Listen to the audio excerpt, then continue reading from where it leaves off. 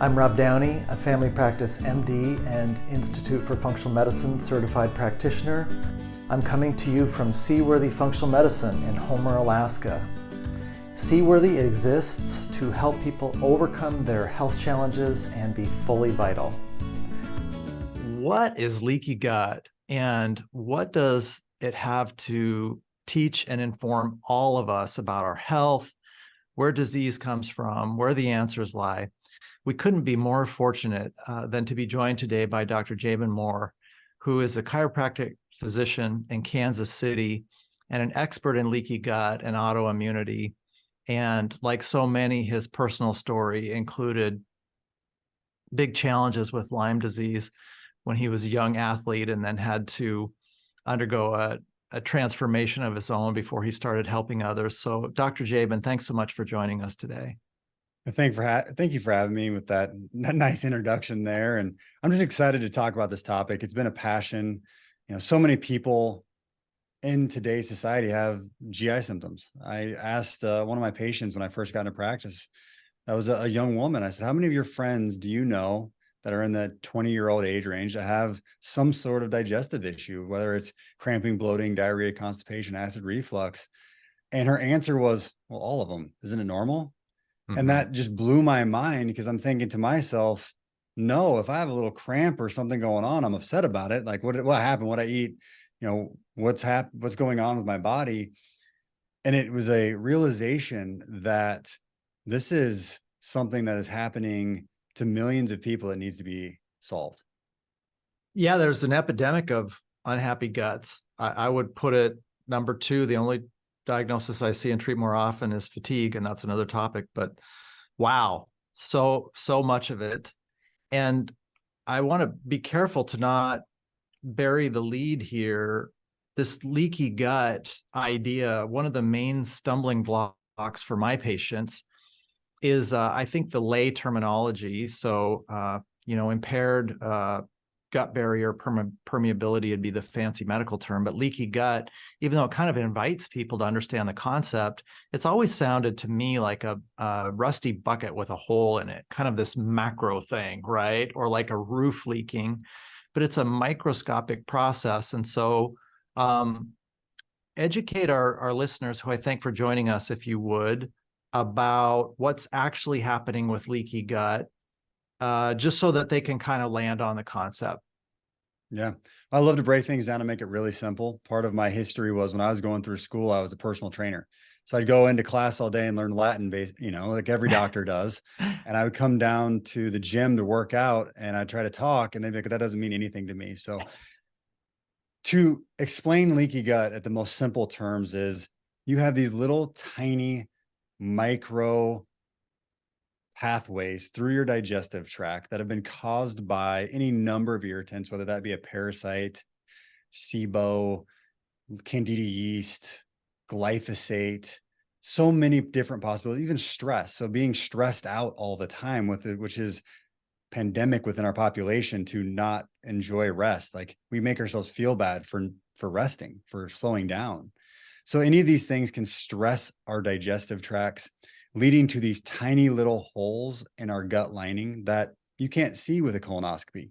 You can't see it just with simple techniques, because they are microscopic. They are potentially between the junctions, between the cells as they stick together. They're called the tight junctions. Now, there are other types of leaky gut where it's actually damage to a cell and it goes through. But then there's macro situations where it's ulcerative colitis and Crohn's. So we're still talking about micro, not those bigger ones. The bigger ones are down the same line, and maybe it's just a worsened leaky gut. But this micro tears, these micro holes that allow for food particles, that allow for bacteria and yeast to get into the bloodstream. And when you eat, say, your favorite food, so let's talk about, one of my friend's favorite food is an avocado toast, gluten-free, sugar-free, all of the good things and organic. But when you eat that food and then it goes into your body, into your digestive tract, then that avocado, as it's being broken down, leaks through the lining of your gut into your bloodstream. Your bloodstream sees this, and your immune system tags it as being an invader, an infection, because it's not supposed to be in the bloodstream, which then generates an autoimmune reaction called a food allergy. to avocado. So now you have food allergies. Also, at the same time, you have this inflammatory response because your immune system mounted a reaction. So now we have anything from a gut irritation to eczema, because as that food spreads out across your body, now you have these inflammatory responses that could lead to eczema or brain fog, fatigue across the body. There's even studies to show that food allergies and leaky gut have correlation with cardiovascular diseases and many other processes within the body. Yeah, this key branch point with so many downstream implications. Thank you so much for making it accessible for everybody who's joining us today. And I realized another thing I should do as the host of today's conversation to not bury the lead is you've got a summit underway right now, and Encore Weekend is about to roll out. And so anybody who's interested in today's topic that catches this interview when it drops, they can jump in on the tail end of that, and we'll talk at the end about how they can find that. I bet you're just talking to a ton of really cool, super insightful people about all the different dimensions of this, right?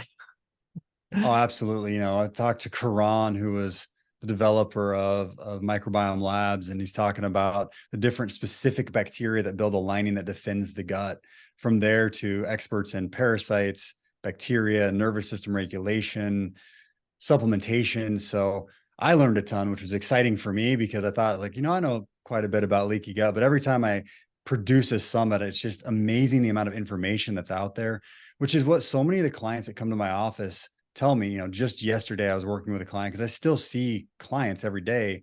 And he was just like, I'm just so frustrated because everywhere I look and everywhere I turn, there's more information. I don't know how to use it. So what we did, Dr. Jockers and I, we actually had our own little masterclass that we attached to this summit, where we take a lot of that information and we put it in a little short snippets at the start of the summit to allow for some of the information from all of these providers to be streamlined out for people to be able to take in and then be able to be a little bit more usable at home. Super.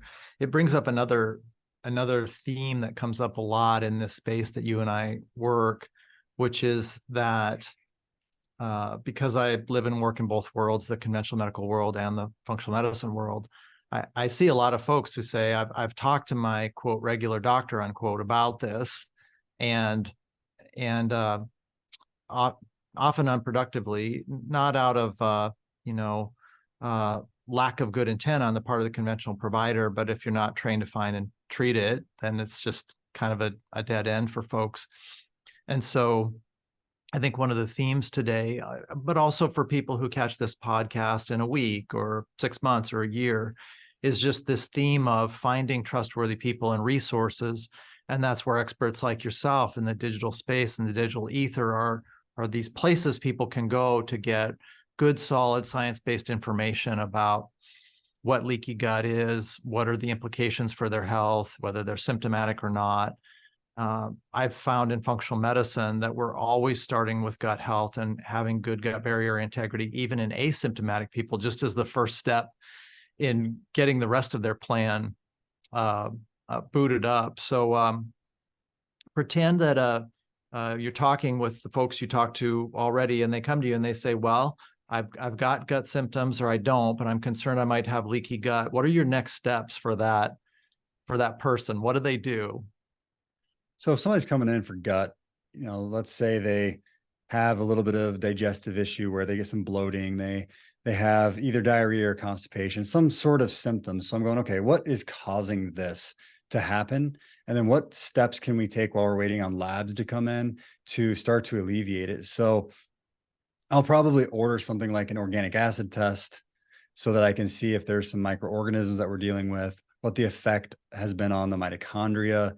Is there an effect on neurotransmitters? Because when you have bacteria in your gut that aren't operating appropriately, this can affect anxiety, depression, OCD, some of these other types of neurological symptoms. So I'm running this organic acid test. I'm running the basics of the blood work. And when I say basics, it's not usually basic when we're talking a conventional place. It's the basics in functional medicine. So a full thyroid, We're looking at your red blood cell, white blood cell. We're looking at the liver, homocysteine, C-reactive protein to see if the body's operating at a functional way and able to metabolize and create a metabolism that can properly move food through. So if your digestive tract is moving slowly and your thyroid's off, that could be a causation.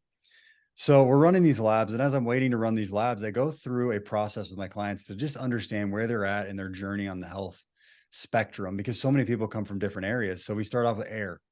Is the air that you breathe clean?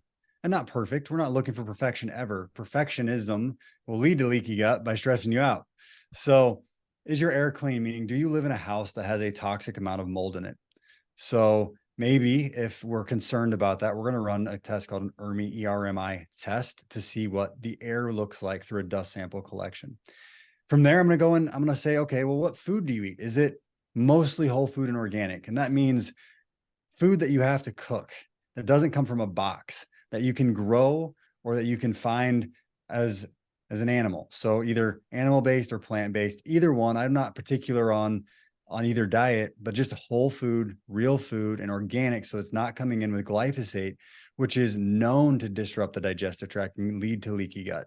So this is the pesticides are a huge problem, and all the other chemicals that come. So making sure that the diet is nutritious, from whole foods, lacking extra chemicals. And then I move into water, because water is such an easy thing for people to change, that so many people have access to, that can be so easy. I go, do you drink tap water? Because if so, we know we're getting toxins in. Just go to ewg.org. We look it up and we see what the EPA has reported is in the water, and say, for instance, Chicago. I have a lot of clients in Chicago or LA or Miami, all of which have uranium in their water supply. So this is a radioactive element that is going to kill microbiome. It's going to destroy gut lining, suppress immune system, and it's in the water supply. So we switch from tap water to, if you're going to get a filter, we get a distiller to remove uranium, because it's the only type of the filter that I know of that removes uranium. And I've seen a lot, and I've seen a lot of people buy a lot of different ones, and then we retest and the uranium does not change. So distiller would be the thing that I use if we're going to do it at home. Otherwise, we switch to a cleaner water source that can be purchased for the home and brought in, such as like Mountain Valley spring water. And lastly, we go to hygiene products. What are you cleaning your home with? There was a study done in Canada when I was early in practice, and I saw it. It was a whole documentary, and they went around to these people's homes that prided themselves on being very clean, very tidy. And of course, as we were all raised, the smell of bleach is bliss for clean. It is the thing that when you walk into a home, if you smell bleach, like, oh, it smells so good, and I know this house is clean. And what they found was, if you can smell bleach in a home, that the amount of toxic irritant in the air is higher than that was acceptable by their governing body for factories. Like OSHA would not allow that scent in a factory because it was so toxic. And it was the equivalent of smoking cigarettes every day, of having that scent in your home.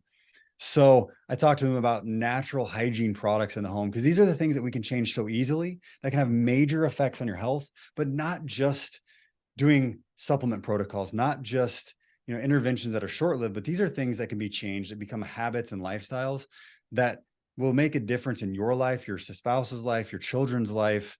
And it's not really that hard, because all I tell you is go to EWG, get their app.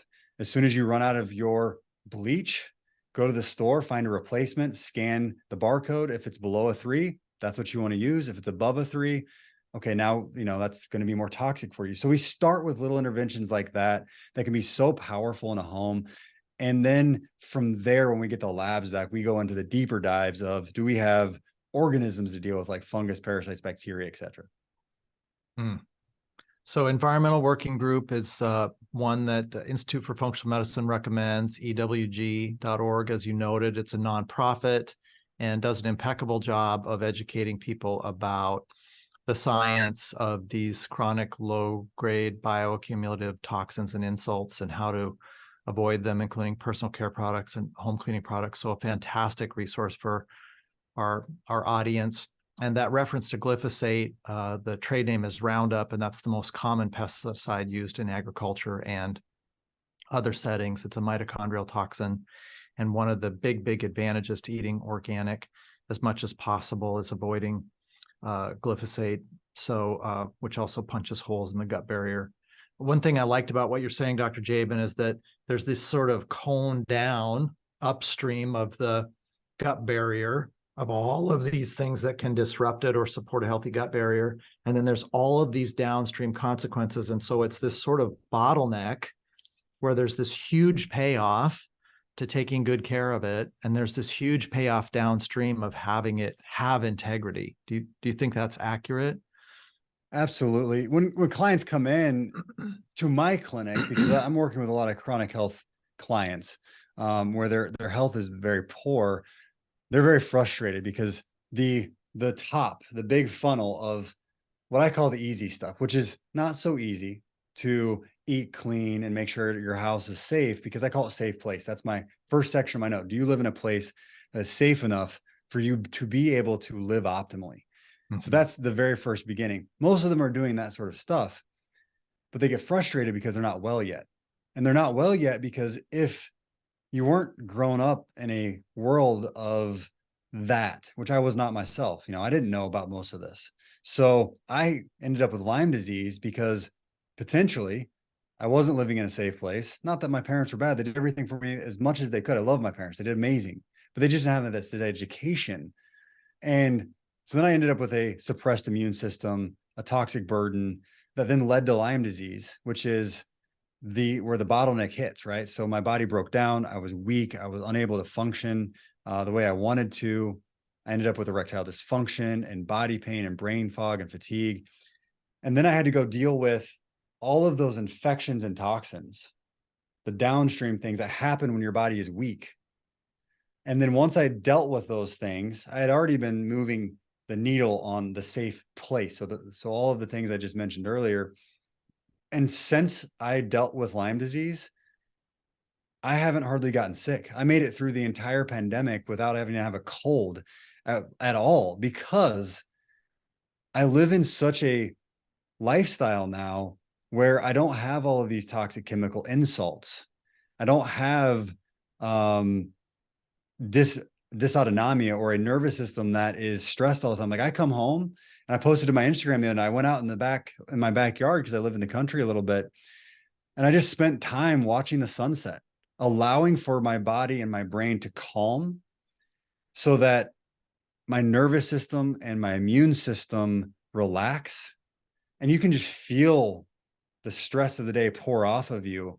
And I'm not saying that my job is bad or stressful in a negative way, but I'm a doctor that I love my patients. I carry with me some of their pain. And at the end of the day, I needed to do something to let it wash away, because my goal in practice is not to be your next doctor. It's to be the last doctor. I don't want to be one of the many that you had to go to get through this chronic illness. I want to be the last one. So when I talk to people all the time, I'm like, look, I'm going to go down these checklists and we're going to make sure that we deal with all the before stuff, all the, what I call the checklist, the basics, the easy stuff. And then we're going to get into what I call my fun stuff, because it's the parasites, the mold, the radioactive elements. It's all those things that accumulate on someone that once we get rid of them, your body just takes off and starts living, because we pulled the weights off your shoulders and now your body's ready to run. Beautiful. I think that's absolutely beautiful. It reminds me of something the father of functional medicine, Dr. Jeff Bland, says in his book, The Disease Delusion, about the origins of functional medicine itself. And he says many of us who've had some reason we end up doing functional medicine for ourselves, we're like a canary in the coal mine.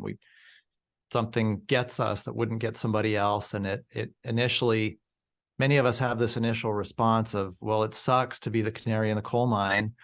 But what he points out is that when we use functional medicine to resolve our problems, which isn't, I don't think of it even so much as disease correction, though admittedly that's what happens, but we just become so vital that many good things happen. And the payoff for that is so much more satisfying than, somebody that resolves their high blood pressure with functional medicine has better athletic recovery, and they're happier in their marriage, and they're more productive at work, and their joints feel better, and they sleep better, and they can slow down into enjoy the sunset and get work-life balance and think about, who am I and what do I want and why am I here? I mean, that's much more than seeing the systolic blood pressure drop 20 points in response to a blood pressure drug. Yeah. And then the blood pressure drug has the side effects of potentially decreasing libido and slowing down your just overall cognitive functioning because it's bringing everything down. Whereas getting rid of the inflammation that caused the blood pressure to go up in the beginning. So getting rid of that inflammation, as it decreases, you increase cognitive function, you increase sex drive for that matter. So it almost does the opposite as far as the side effects. And allows for the body to be optimal. And this is where people don't, they come into my clinic, they want to give me their list of 200 symptoms. And I'm going, I want to know what your major symptoms are. We're going to track those. We're going to put numbers to them. We're going to track them because that allows me to make some decisions. But we can't identify with those symptoms because those are just alarm bells telling us that something's wrong. And not only are those going to go away, but all those things that you don't even know you have that you've accepted, such as that young girl I talked about at the very beginning, who was like, oh yeah, everybody has a little constipation. And most of my friends only go to the bathroom every 3 days. And when they sit down, there's a little pressure in their gut, and they have a little slight cough from acid reflux or whatever was accepted goes away too. And they're like, I didn't even know that was a symptom. Oh, that's nice. Yeah. It's I'd like our audience to know one of the things that comes up is sort of the importance of breaking the spell. Pilar Gerasimo talks about being a healthy deviant, where the whole way of looking at things now is sort of so skewed. We have to realize our birthright is to be super healthy and have good energy all day and a happy gut all day, every day. And we could go on, but our birthright is to be incredibly healthy and vital for many, many years with very little change over time. Completely agree. I oftentimes tell my clients that medicine has given names to symptoms because they're so common, but not because you have to have them. So chronic fatigue is I'm tired and don't know why. IBS is my stomach hurts and I don't know why. Fibromyalgia is I have pain and I don't know why. Autoimmune diseases, the immune system, your immune system, which is incredibly intelligent and operates millions of function in a day, is assumed to now be stupid and attack your body. No, there's a reason. So if we can get back to living optimally, the body will work optimally. And the reality is those who choose that path tend to age very slowly, feel very well, go on hikes up mountains. I was talking to one of my clients who is 70 and keeps going on mountain hikes. And I'm just like, that's what I want to be doing. Yeah, man. You gave us some great preparatory material for today. And so there's 3 things I want to make sure we do before we wrap up. One of them is share with our audience, if you would, some specific disease conditions that should really heighten people's concern to find and fix leaky gut. Yeah. So food allergies is the first one for me. If you're allergic to foods, and especially if those foods are adding up over time, you've got to be thinking leaky gut. That's probably the most easy one to just think through and understand for my clients, because if you have food leaking through your gut, which is leaky gut, right? Leaking through, and now you're becoming allergic to them, we must go fix some leaky gut.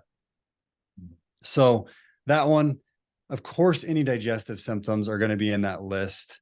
But the next one would be autoimmune disease. So many autoimmunities end up getting tied back to leaky gut because 70% of your immune system is in your digestive tract. And due to that fact, when your immune system is constantly trying to defend your gut, because you have food and bacteria and organisms and toxins leaking through, it puts it into a heightened state. So this heightened state of immune regulation leads to accidents. Your immune system makes an accident. It has a collateral damage of your gut lining or your in vasculitis, your blood cell lining, or in your joints, the bones, rheumatoid arthritis. So as you have this increased sensitivity to your immune system because of the leaky gut, those autoimmune diseases flare up. And I've seen time and time again, people with positive ANAs at 160, 320, 640. I've seen positive RH factors or yeah, positive R factors. And then I've seen positive MS scans. When the gut gets cleaned up, I've seen MRIs become clean. I've seen ANAs go negative. So as you see these autoimmune diseases becoming more rampant, they're up 400% in the last 50 years.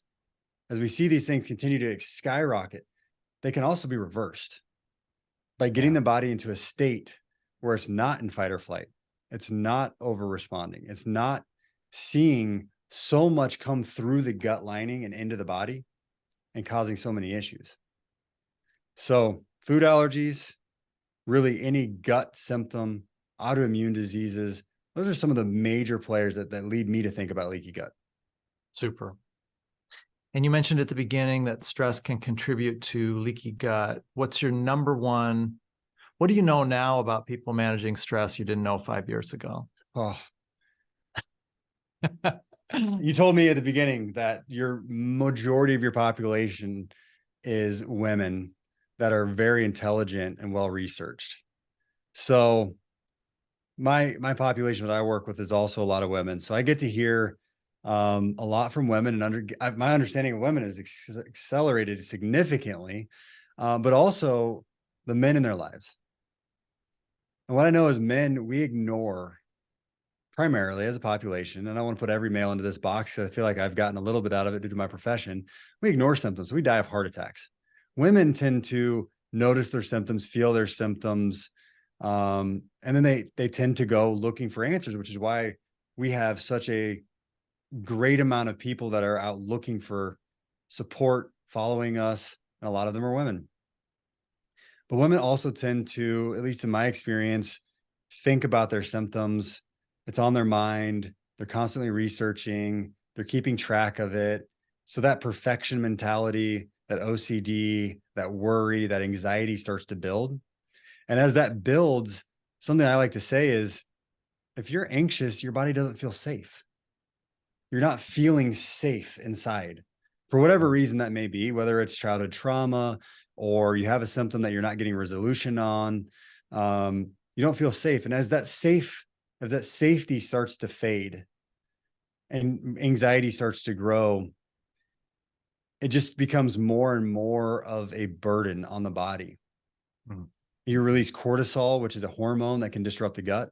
So this is adrenal hormone. You start to lose mineral content. You start having more frequent urination. Mineral starts to deplete. You might get a little weak or lightheaded when you stand up. Blood pressure goes up because of that increased vasodilation of the blood vessels. So that happens. And now with this, what seemed like, I just got, I need to go to the bathroom more often. So I start researching it, and then I start worrying about it. And then is it cancer? And then is it this? Is it that? Starts to build. It can take off down this nasty path of becoming all encompassing and all stressing. So one of the things that I do with clients very often is actually, when we get started, if I start to ask questions and I hear somebody say, I'm really driven, they seem like they're very detail oriented. They need to know every single detail of every single thing that I say and every single organism they're dealing with. I'm going, oh, okay. Or if I see a high rating on anxiety, irritability, depression, I go into limbic, somatic, and vagal nerve retraining with them.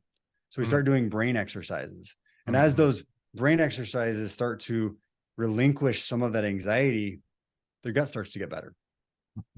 Their fatigue starts to go away. Their brain fog starts to go. And that's not to say that we aren't still going to have to deal with those organisms that have overgrown and toxins that have accumulated.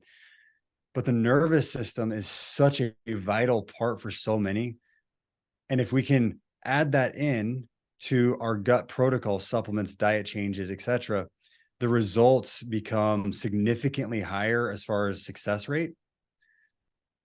And when you're stuck in fight or flight, you are not in rest, digest, heal, and recover. You are in just get to the next day. Your body is not operating in vitality. It's operating out of survival. And that's not any way that the body can heal in.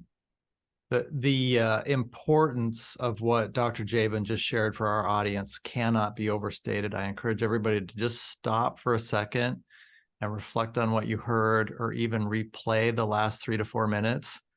The importance of what Dr. Jaban just said can't be overstated. This is so important. 2 brief things I'll add to that before we talk about the microbiome. One is that Thomas Salt, one of the founders of functional medicine, a family practice doc from the Midwest, a very commonsensical, brilliant guy, when he teaches the gut module to those that are getting certified by the Institute for Functional Medicine, he talks about how they do heart rate variability monitoring on every single person who starts to establish care with them. And he teaches every single patient and every single practitioner, if they're not in rest and restore, rest and digest mode, nothing else will heal the gut. And the other biggie is that there's this psychological term called second arrow. And the idea is that whatever it is, the rheumatoid arthritis, the Lyme disease, the fatigue, the joint pain, the insomnia, the anxiety, the autoimmunity, it's the first arrow. We think we've been hit by this infliction or affliction. And then we don't know it, but we put a second arrow in ourselves with our worry. Mm-hmm. And now we've got 2 arrows. We've got 2 problems to solve. We need to deal with the first arrow, whatever's going on there physiologically. That's kind of more the science. But we need to do it in this chill state of abundance and trust that our body knows the way. Yeah, absolutely. And, as people are listening to us right now, I want to do a little internal check for those listening. As you're sitting here right now, if I walk up behind you and tap you on the shoulder, are you going to jump? If so, if you feel like you're going to overreact to that, you might be a little bit of fight or flight. Also, can you lower your shoulders? So are they up here? Can you drop them? Can you bring your shoulders downward from the position that they're in? If so, you're probably a little bit fight or flight. Maybe it's because we're tapping into some things that really are making sense to you, or maybe you just live with your shoulders a little bit elevated, which is a sign of being stressed out. So those are 2 things that I like to say to people as I'm talking to them, as I'm checking in with them. And then the final one is, do you ever overreact or react to something where you're like, that probably didn't need to do that much. I may went a little too far. That probably shouldn't have gotten me off kilter as much or upset me as much. If so, maybe doing a little bit of brain work is a good step forward for you. Yeah, I think this is absolutely brilliant. And, these are mastery level comments. I mean, this is the type of stuff people can learn and get better quickly with when they work at the level you're describing. Let's make sure and talk about the microbiome. These wonderful friends of ours that live in our gut and whose DNA outnumbers ours by 1,000-fold, and who are doing all these great things for gut barrier integrity and to help our immune system be resilient and tolerant. What should people know about the gut microbiome and how to have a happy, healthy gut microbiome for good gut barrier integrity? So the first thing is, as you just stated, we are made up of tens of thousands of different named organisms. Now, they may be millions in number in your body, but there's 40,000 named bacteria in your gut. So the concept of eradication is not real. We're not going to eradicate H. pylori, C. diff, parasites, or anything else. But we can learn to live in harmony and get rid of the pathogenic load, which is what your body has been doing since it was born. It's the human organism has been doing since it's originated. We live in harmony with other organisms. So H. pylori in some studies has been shown to be synergistic, which means a part of a healthy body. And if you didn't know what H. pylori was, it's the one that causes and is known for causing acid reflux and leading to ulcers and irritation in the digestive tract, specifically the stomach. So when I talk to people, it's not about, let me just go scorched earth, kill everything in my gut, take as many antibiotics, antiparasitics, and just wipe it all out and we're good. It's not going to be functional. What we need to do is we may need to use interventions to reduce pathogenic load while rebuilding gut lining health and your microbiome, because there are specific named bacteria And I don't have them all memorized, but for instance, they may look like Lactobacillus 5761. They're numbered, and they've studied some of these different bacteria. And one specifically defends against Giardia, a parasite that causes a lot of issues in the United States. 1 million people a year are diagnosed with Giardia that will have a significantly loose stool that can lead to hospitalization, right? So there's a bacteria out there in your gut when healthy that will defend you and fight back against Giardia to protect you. So it's about finding this microbiome balance by building your gut with that whole foods, healthy diet, adding in a variety of food and fibers because that helps to feed it.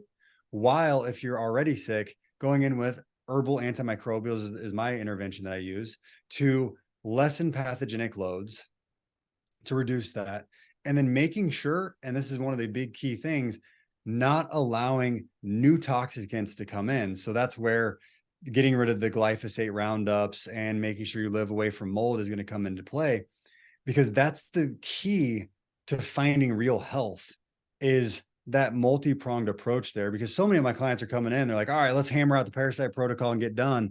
I'm like, although we're going to do that, it's not that simple. And I don't want you having to do a protocol because you don't feel well every year to get back to well. No, we're going to do a protocol to get you well, and then we're going to keep you there. Got to take all the time and energy to detox, don't retox. Exactly. And people can work with folks like Dr. Jaban, his team, his affiliates, or an IFM certified practitioner to get the science and the interventions that are safe and highly effective and accelerate people's progress on that. Is there anything big you wanted to share today that we didn't get to? We tapped into so many good topics. Nervous system being one that I feel like right now is at such a high place. It's growing in knowledge because people are realizing that the lifestyle that we live in westernized countries isn't synonymous with health. Maybe with productivity, but not with health. And the Western model that we've been trained on for years is designed around crisis management. So I think you said it earlier, and I say this to my clients all the time.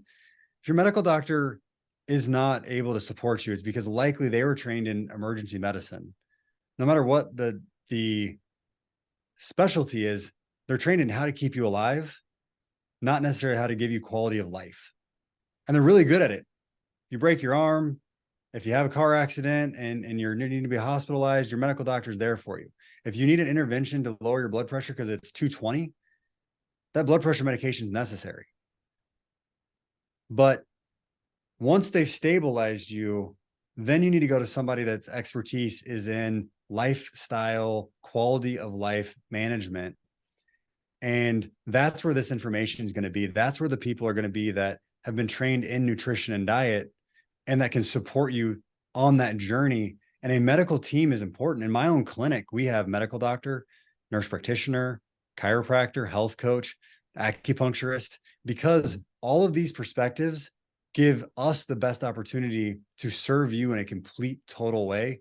Just like anybody else or anything else, I was an athlete. We all work in teams to give better results, because if you're an individual playing on a football field by yourself, you're never going to win a game. But if you have a team there, you can. So don't shy away from putting people on your team that are going to support you and educate you and give you information. And I'm here to help. We put out information all the time for free on all the social medias because there's so much out there to learn. Awesome. Where can people find you, and where can they find your summit? So my summit is on Health Means, and we're posting it on all of our socials. So if you look me up, Dr. Jaban Moore, I'm on all the social medias. My biggest one is Instagram. It'll be linked there. The summit will be. And under that link, you'll be able to click in it. It's free for Encore Weekend, which is this coming weekend. And you'll be able to see that information and get it. And then, of course, once you've seen us on Instagram, we put out information every single day. And sounds like that's the website where they can connect with you over time too, or find you for ongoing information and that sort of thing. So awesome. Well, thanks so much for your time today. I think this was terrific, and I'm so happy for our audience to leverage all the wonderful knowledge that you shared and your wisdom. It's a big deal. Well, thanks for having me.